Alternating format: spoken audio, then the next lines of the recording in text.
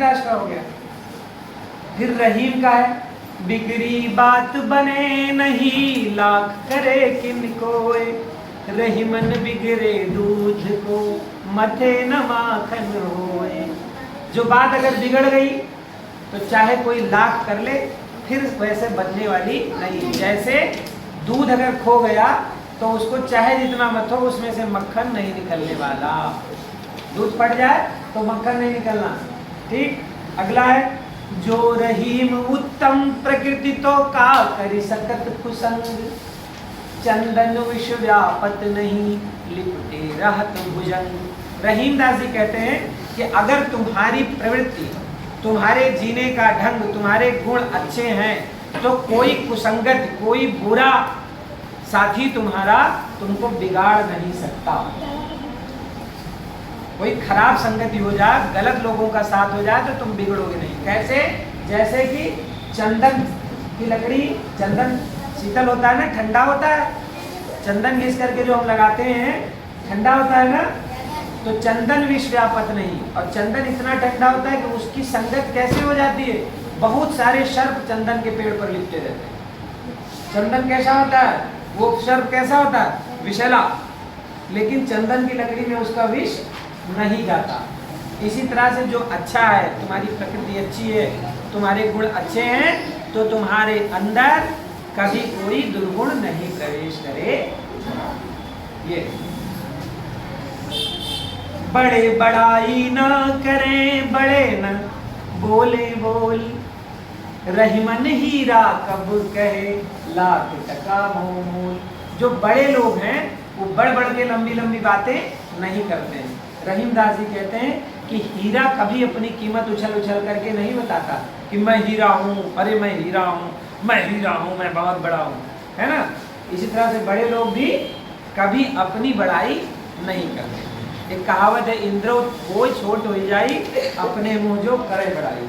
अगर अपने मुँह से कोई अपनी बड़ाई करता है तो चाहे वो इंद्र ही हो, वो छोटा हो जाता है, फिर वो लघु हो जाता है। सूरदास जी, सूरदास जी किसके बारे में लिखेंगे भाई? सूरदास जी कृष्ण के बारे में लिखेंगे। कृष्ण को जानते हो ना? Yes sir. क्या करते थे? बांसुरी बजाते थे। और क्या करते थे? चक्र सुदर्शन भी धारण करते थे ना। सत्य के लिए युद्ध भी किया ना। एक तरफ प्रेम करना सिखाया, खूब प्यार से रहना सिखाया, माखन मिश्री खाना सिखाया, और दूसरी तरफ जब काम पड़ा तो चक्र सुदर्शन भी धारण किया, दुष्टों का संहार भी किया। सही है? Yes sir. तो छोटे से हैं, नन्हे से कह क्या रहे हैं अपनी अम्मा से, उनकी अम्मा का क्या नाम है? यशोदा मैया ना। और उनकी और दूसरी माँ जहाँ से वो पैदा हुए, देवकी। कह क्या रहे हैं? देखो, सब बच्चे अपना बाल बढ़ाना चाहते हैं ना, कि और बड़ा हो जाए और बड़ा हो जाए ना। मैया कब ही बढ़ेगी चोटी, करे मैया कब ही बढ़ेगी चोटी, कितनी बार मोही दूध पियत भई, कितनी बार मैं दूध पीता हूँ, यह अजहू है छोटी, मैया कब ही बढ़ेगी चोटी। अपनी माँ से कह रहे, मम्मा मम्मा मेरी चोटी कब बढ़ेगी? कितनी बार तो मुझे दूध पिलाती हो और ये बढ़ती ही नहीं है। तू जो कहत बल की बेनी जो होए हैं लांबी मोटी, तू कहती है कि बलदाऊ भैया की तरह ये भी लंबी मोटी हो जाएगी, और हो ही नहीं रही। मैया कब ही बढ़ेगी चोटी, बोलो मैया कब ही बढ़ेगी चोटी। काढ़त गुहत नभावत जय है, नागिन सी हुई लोटी। काढ़ते गुहते नहलाते समय ये लौट जाएगी नागिन की तरह जमीन में, ऐसा हो ही नहीं रहा है। मैया कब ही बढ़ेगी चोटी। यशोदा मैया बार बार उसको कहती है कि तुम्हारी चोटी बहुत लंबी हो जाएगी, मत परेशान हो। कांचो दूध पियावत पची पची, कच्चा दूध देती है मुझे, ठूस ठूस करके पिलाती है कि ले जल्दी ढकेल ढकेल के पिलाती हो कच्चा दूध।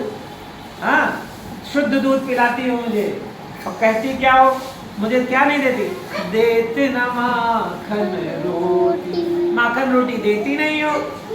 मैया कब ही बढ़ेगी छोटी, सूरज चिर जीवऊ दो भैया। सूरज जी कहते हैं कि सूरज चिर जीवऊ दो भैया, दोनों भाई बहुत दिनों तक जिए। कौन कौन? हरि हलधर की जोड़ी, हरि मतलब कृष्ण, कृष्ण और हलधर मतलब बलराम। हल लेकर के चलते थे, है ना। सूरज चिर जीवऊ दो भैया, हरि हलधर की जोड़ी, रे मैया कब ही बढ़ेगी चोटी, मैया कब ही बढ़ेगी चोटी। एक बार इधर करो, रेडी, इधर आ जाओ। हाँ, सभी सावधान है, लड़की ठीक बैठ, मैं कह रहा हूँ सावधान पलट रही है। मैया कब ही बढ़ेगी चोटी, सभी लोग अपनी चोटी करो। मैया कब ही बढ़ेगी चोटी, तो खड़ी हो गई,